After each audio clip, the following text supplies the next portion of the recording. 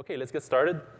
Hi everyone. Super excited to be here. I'm Pierre. I'm a director of engineering at AppDirect. I lead the production engineering teams, which encompass the TechOps, platform, and developer productivity groups. And I'm Alex, staff software engineer, app director since 2015. I'm actually on the left on the picture.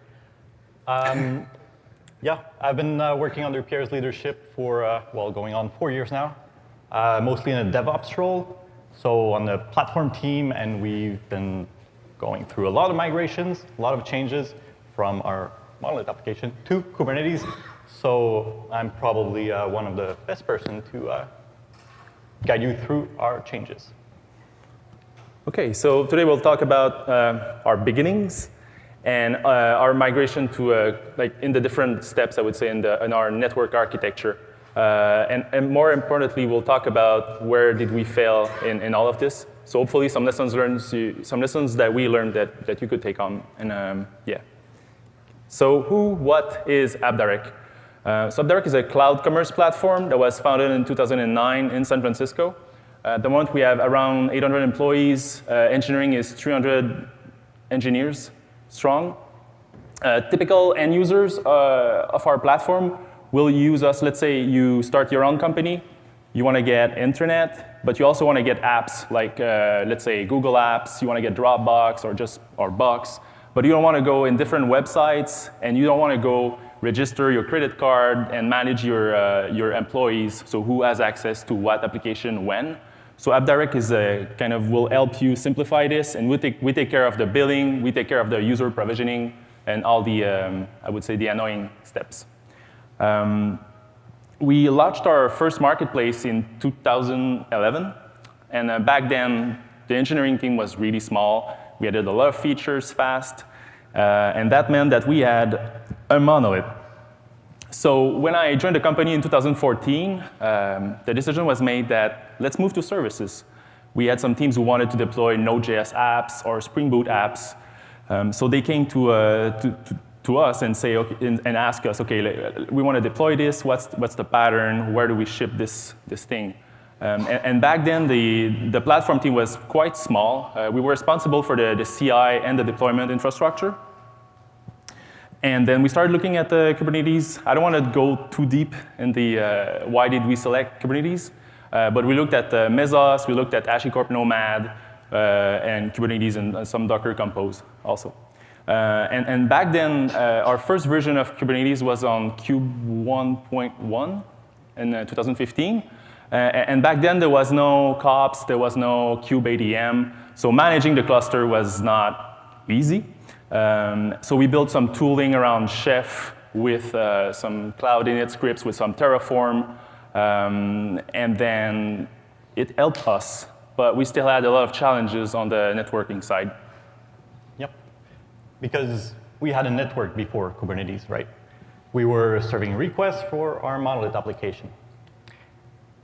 So all traffic would typically go from the internet, from the cloud, to a load balancer. The thing is, we are a multi-tenant app and white label platform. So that meant that we had one load balancer per partner because we're doing SSL termination for them. This load balancer would then forward traffic down to the monolith. Not only this, but we're also a multi-cloud deployment application. So we ship our monolith to multiple partners that host it themselves on premise. So we had a bunch of load balancers. It was a big mess of a festival, but eventually we streamlined all of this with server name identification, SNI. So we shrink all of our load balancers down to just a few instances. Since we're on premise, we also make cloud agnostic choices. Mostly because we don't want to rely on advanced features from our cloud providers because they might not be accessible everywhere. Back in the days, we also spent a lot of time on our Terraform automation because we wanted the developers to replicate this setup in their dev environment.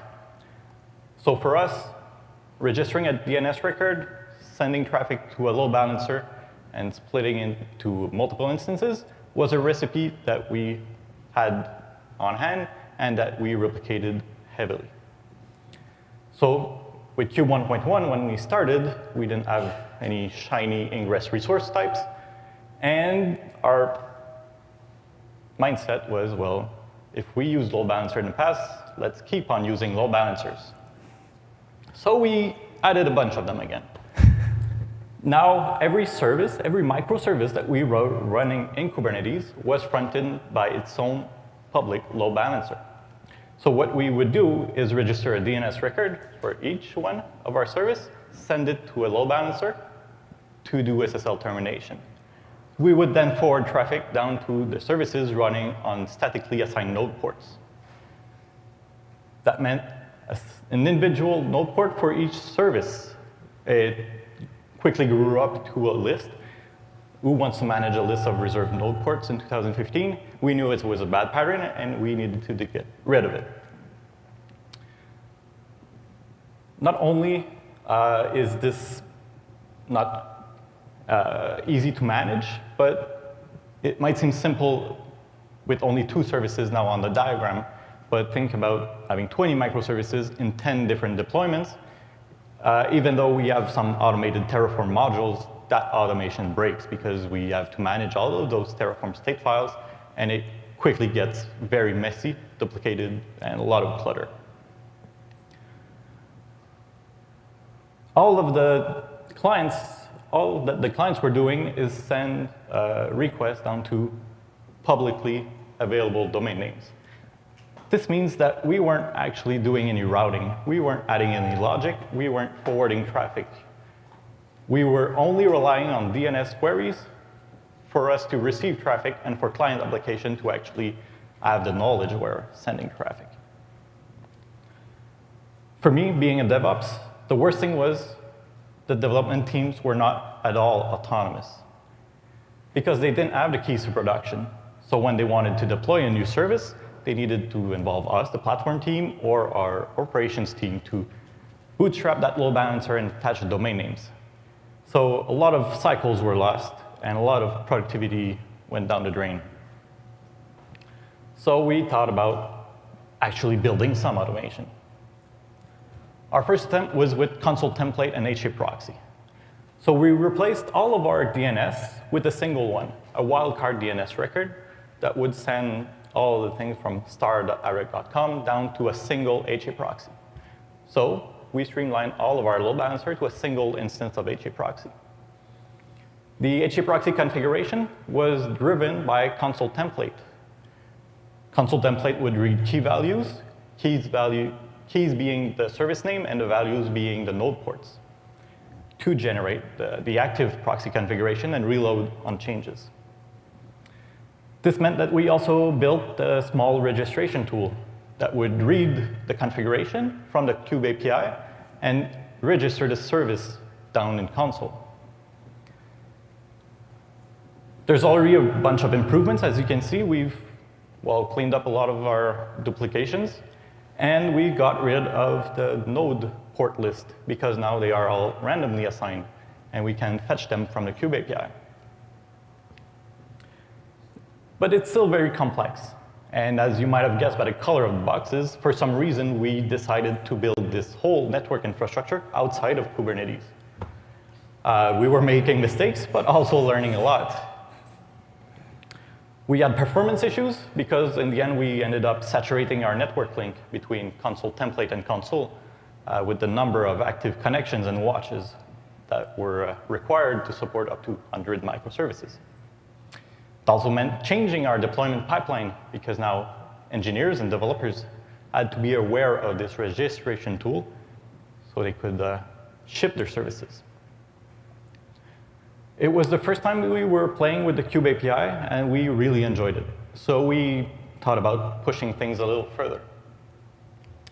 We came up with a solution that we called our domain router. The same concept applies. We still have a single DNS record that's all public, so we send all the microservice traffic down to this single load balancer, where we do SSL termination. Then we forward our traffic down to our domain router on a single node port. a single one, at least it's not a list. Then the domain router can send the traffic down to microservices. Oh, sorry about that. Using the core DNS or kubeDNS back then. So our domain router, really, all it is, it's still running HAProxy, but in more popular terms now, we would say that our domain router is a Go control plane that's using the Kube API to build an HAProxy data plane. Upon changes, because we were watching services, we would simply reload the HAProxy. And we were driving all of those changes through service annotations. Because this, in our timeline, fits about right with the time where we implemented GitOps. So won't go too much into details. There are plenty of good sessions about GitOps at the conference. But essentially, whatever is in your manifest file in Git is the actual cluster state. So it's always in sync. Developers were already aware of this and making changes themselves when they wanted to deploy a new version of their services. So it was very easy for them to simply add an annotation to their service and ship and make their service available publicly. We also use this pattern in a kind of service meshy way, where our monolith application, that's actually still running on old legacy instances outside of Kubernetes, could reach internal services on a private link using the same DNS. This was great. We actually removed ourselves from the equation. Developers were autonomous, and our proxy configuration was entirely dynamic. Great wins. But there was still some drawbacks. Because all of our services were registered under the AppDirect.com domain, we were essentially breaking our multi-tenancy. We were breaking multi-tenancy, but it also implied a lot of complexity for client applications that wanted to integrate with us, because we were kind of exposing our domain modeling to them with all of those different DNS entries. We needed to use something stronger. We needed the force and the strangler pattern. Strangler pattern was a popularized term by Martin Fowler, and for us, the strangler pattern took the form of an API gateway. With an API gateway, we could front all traffic inbound, send it to the monolith, or if a new application, a new microservice was serving the same API, we could then choke the traffic, send it to the new microservice implementation. With the strangler pattern, we were also able to build in authentication, tracing, and observability. Because, well, these were mechanisms that were being re-implemented over and over in each microservice because, well, it's not really business logic, but it's utils and boilerplate that every application needs. We could remove all of this boilerplate, put it in our API gateway. So that was the strategy. So we looked at the landscape. We asked ourselves, should we build it or should we buy it? And although we were ready to contribute some open source software, we weren't really ready to build it entirely because, well, AppDirect is not in the API gateway building business. So for us, it should have been an appliance that we simply install in our clusters. We looked quickly at cloud provider solutions, but since we're multi-tenant and multi-deployment, we must remain cloud agnostic, so no fancy Amazon API gateway for us. Then we looked at open source solutions, including Zool, Tick, and Kong. Kong was our first prototype. Anybody from Kong in the audience? Right. I don't want to seem too alarming, but it didn't really work for us. Because Kong uses this model of, well, it requires an external data source to drive the actual API gateway configuration. And none of us at AppDirect had operational knowledge of that database. So it was already a lot of complexity for us and a lot of learning to go through. When we wanted to contribute more connectors, because we are a big MySQL shop, well, our contributions were really well received because, well, it would add more maintenance, and it wasn't exactly the way the Kong folks were heading to. We also faced some challenges because we needed to reconcile the state in the database with the state in the cluster. So we had kind of two systems to manage and keep in sync. So it was challenging for us also. But we did spend a lot of time. We built some great prototypes. In the end, we weren't really satisfied. So having been at previous KubeCon, we knew about Envoy as well. So it seemed like a natural fit to at least explore this possibility. None of us do C++, so we weren't really a fan of actually getting involved in the actual Envoy code. And building our own control plane completely seemed like a very hard task to tackle with a very small team. But we kept our eyes open and eventually stumbled upon Ambassador, the little penguin with a bow tie. This is a product by DataWire, a little company based out of Boston, and it is essentially a control plane over Envoy, exactly what we were looking for building.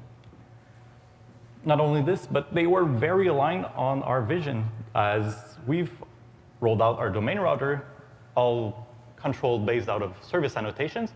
They actually adopted the exact same model for configuring their Ambassador gateway. So we saw there was a pretty good fit for us.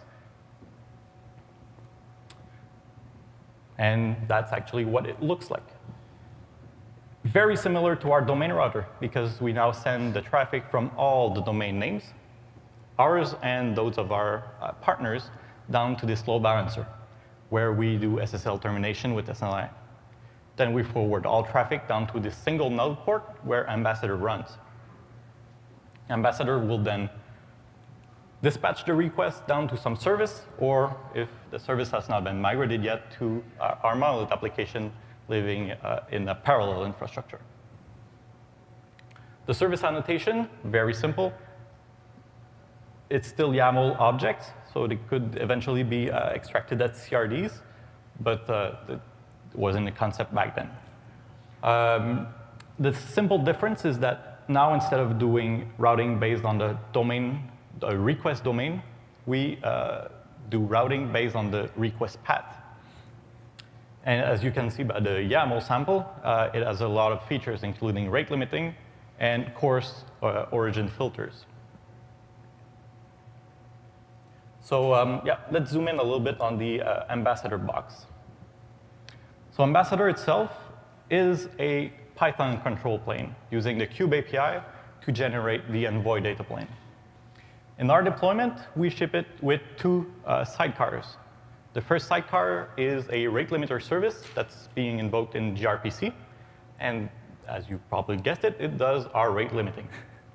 So this is logic that we implemented ourselves. It is not part of Ambassador. We can ship Ambassador and provide a sidecar for our own business logic. And the same applies for our context filter. Our context filter injects metadata about tenant information and also does authentication and authorization. As Ambassador supports a lot of use cases, including traceability, metrics collection, coarse filtering, traffic shadowing. It even plays very nicely with Istio since it's Envoy. These are all features that we ship with, or we could ship. We don't use them all, but we could ship with our Ambassador installation. Done. Yeah, so moving 100% of our traffic to this new architecture was not taken lightly. So Envoy provides nice integration if you want to fetch metrics and push them to your Prometheus instance. So that's what we started doing. So we added, especially like the jump to our monolith. We were not sure about like the latency hit. So each request would come into our API gateway and we'll go through the context filter, which will make a call to our monolith endpoint to inject the tenant information. So we were not sure how much latency this would add, and were we okay with this? AppDirect doesn't have like millions of requests per second, but we still cared about like the user experience in the end. So we contributed some Grafana dashboards. The links are provided at the bottom of the slides if you want to take a look. And we also, we integrated with our log system, so we use Splunk for logging. Like Alex mentioned, we have our Jaeger for tracing integration, and we have our metric system on Prometheus. So it's not perfect. I think a lot of companies are still facing the challenges of observability, but we're getting there. Yeah, that's it. So this story is kind of pretty. Now we have an API gateway, and everything is perfect, right? So where did we fail in all of this? Because it didn't go according to plan. So the first failure / lessons learned was that back then, the platform team was operating the Kubernetes infrastructure and the API gateway, and we also had a tech ops team that was on a different org under a different leader. So the fact that you have two teams not really aligned, working together, added unnecessary layers between us. So they had some HAProxy or some ELBs between the legacy monolith infrastructure and our Kubernetes infrastructure. So in the end, we had our Prometheus and we have our nice Grafana dashboards, but they had their own monitoring systems based on Senzu and Zabbix. So now we're operating under one org, but I would say that, yeah, it's something to watch out for. Contributing to open source. So the fact that we were willing to put engineering manpower and contribute to an open source project is really nice, but you have to be sure that you're aligned with the vision of the open source project. So how do you reach out to them? Do you use GitHub issues and complain about missing features and wait and ping? No. So what we did for DataWire and Ambassador, we reached out to their Gitter channel, and then we asked, we want to contribute, and we shared our vision, and they were really receptive to us. And then we started sending PRs, and then I guess at some point the trust came with it. So the quality of our code and how we fixed the bugs, because there were bugs found, obviously, in the features we added. But I would say that there was a huge impact on the motivation of the team. So it's hard, but if you can get it to work, it's awesome. Because at AppDirect, we have a lot of internal systems, internal tools, and engineers don't get visibility. They can go to meetups and present, but they don't get visibility for that. So if you contribute to an open source project, that's great. And the other thing was, watch out for defensive decisions. I don't know if you heard this term before, but just to give you an example, we spent 6 months on a POC. And then after that, I went to KubeCon last year in Austin, and then I saw the Envoy, and then we started looking at Ambassador, and then we asked ourselves, okay, do we ship our POC? Do we get like a Cassandra or a Postgres as a service database, and do we ship this to production, and then do we revisit later? So as you may know, the revisit later may never happen because there's always a new emergency or a new priority coming up. So we made the jump, and we decided, okay, let's do it. Let's switch to Ambassador, and and let's add and contribute to it. So I would say that it was a risk, but in the end, the team didn't feel like the POC was the right thing to do.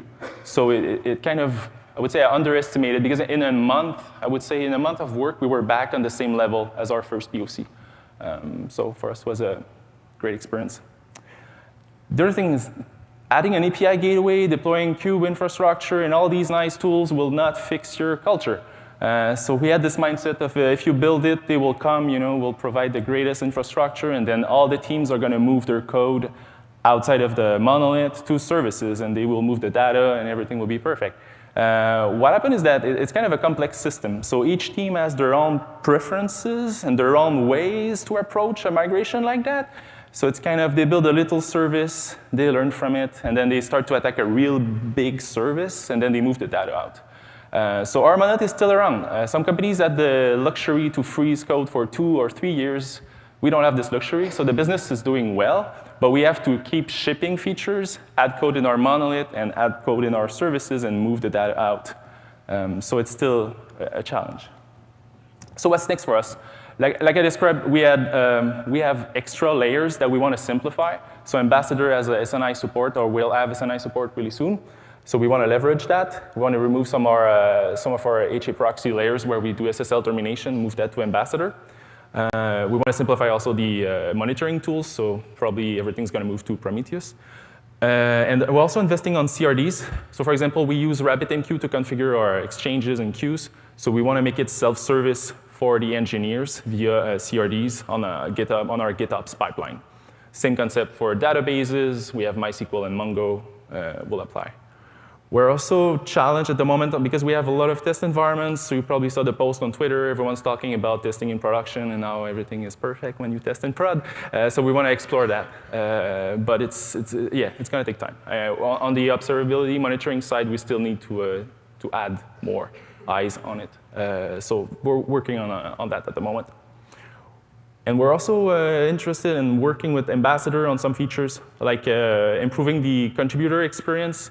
And also, like, we're starting to do GraphQL at AppDirect, so we could leverage some features around that. That's all. Thank you. Thanks, everyone. Got questions?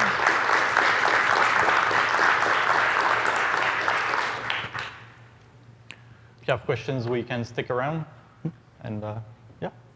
So just curious, how are you guys securing these environments? Do you still have a firewall at the ingress point, or are you using some of the policies either at L4 or L7 from the service mesh? How are you guys handling security?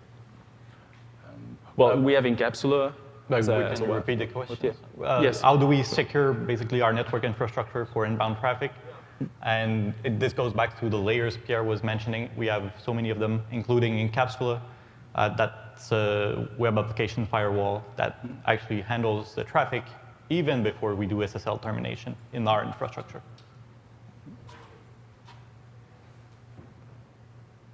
Did you think to move your ingress from HAProxy to another one that can release traffic or? So did we evaluate moving our ingress from HAProxy to another solution? We did, especially when Envoy came around. We wanted to build a new control plane for it. And also, there was some releases also from HAProxy 1.8, I think, that supported seamless reloads. So that kind of helped us in, well, not actually migrating, but just keep the project alive a little bit, because it was solving some of the issues that we would have solved by changing provider. So yeah, maybe we'll remove some HA proxies, leverage Envoy for that.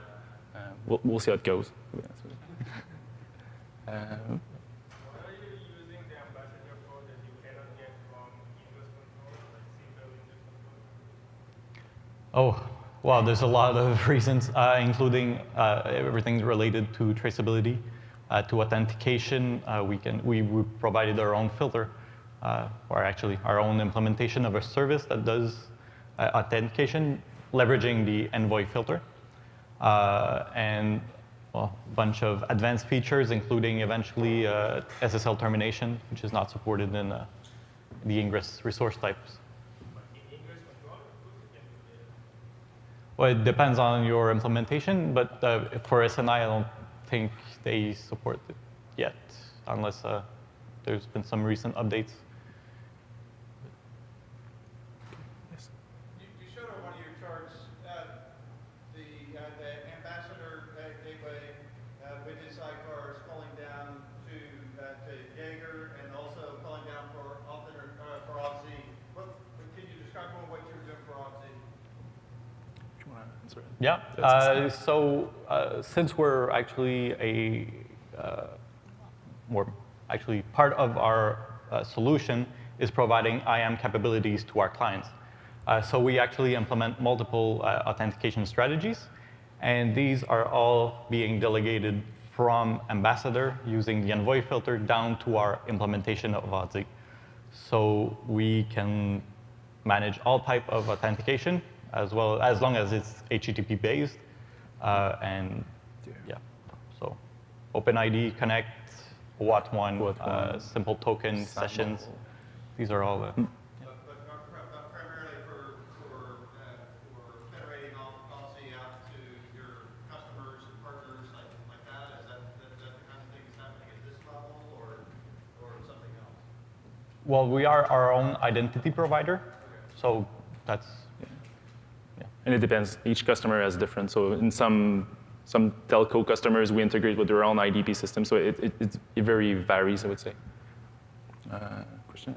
So all your examples, you were showing the challenges of one cluster, but you talked about having lots of Kubernetes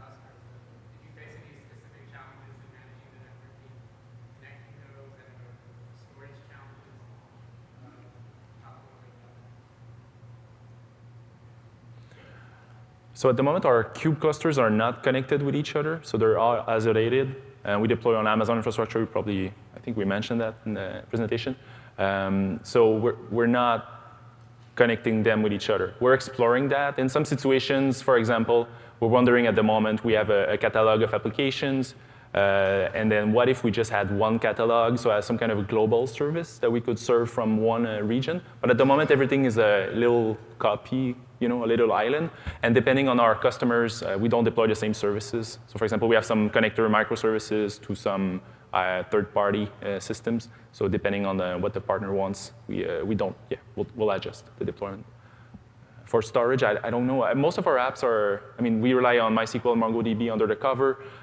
Prometheus as state, but it's not, apart from it on the state management. Yeah, we don't do a lot of stateful applications, and all of our data sources are external from Kubernetes. So. OK, thanks. Thank you very much.